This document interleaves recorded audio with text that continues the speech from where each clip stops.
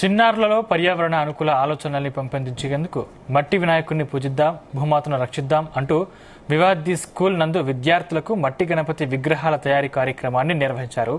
ఉపాధ్యాయులు విగ్రహాల తయారీ విధానాన్ని విద్యార్థులకు శిక్షణ ఇచ్చారు. ఈ కార్యక్రమంలో పాల్గొన్న 400 మంది విద్యార్థులు అందమైన వినాయక విగ్రహాలను తయారు చేశారు.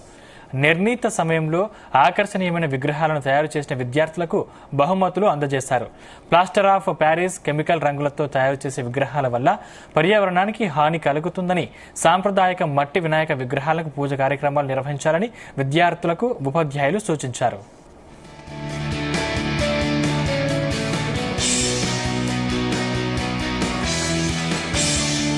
ప్రతి సంవత్సరం లాగానే మరి మా వీవా స్కూల్లో ఈసారి కూడా మట్టితో వినాయకుని చేసే ప్రక్రియ చాలా ఆనందంగా సాగింది. మరి మొత్తం ఒక 400 మంది ఈ కార్యక్రమంలో చాలా ఉత్సాహంగా పాల్గొన్నారు.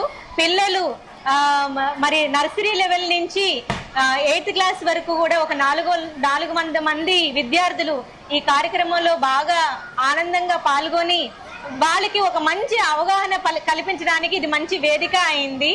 మరి పిల్లలని చిన్నప్పటి నుంచి ఈ మట్టికి దగ్గరగా తీసుకురావడం అనేది వాళ్ళలో సృజనాత్మకత పెంచడంతో పాటు ఇంకా రకరకాల వాళ్ళలో ఫైన్ మోటార్ స్కిల్స్ కానీ, క్రియేటివిటీ కానీ, క్రిటికల్ థింకింగ్ అంటే మనం ఆ పార్ట్స్ ని జత చేసేటప్పుడు ఏ పార్ట్ ఎంత సైజులో ఉండాలి, ఎలా మలచాలి, వీటి ద్వారా మనకి ఆ క్రిటికల్ థింకింగ్ స్కిల్స్ అన్ని కూడా మనం బాగా పెంపొందిస్తున్నాము.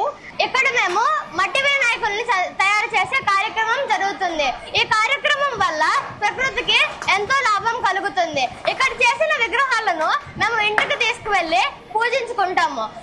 పిఓపి ఇతర కెమికల్స్ వాడిన విగ్రహాలను మనం నిమజ్జనం చేయడం వల్ల ప్రకృతికి మరియు ముఖ్యంగా నీటికి ఎక్కువ నష్టం కలుగుతుంది. కాలుష్యం కూడా చాలా ఎక్కువ అవుతుంది.